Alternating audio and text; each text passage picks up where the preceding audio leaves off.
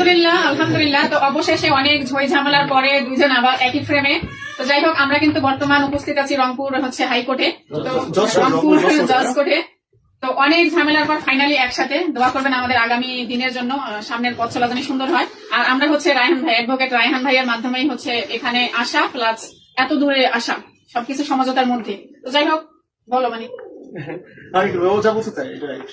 হইবি করো কিছু, খালি ক্যামেরা দিয়ে থাকলে হবে না। না, আসল কথা আমরা এক হয়েছি। আমি কারাতে আসছিলাম এখানে, আসার পরে যাই হোক অনেক কিছু হলো।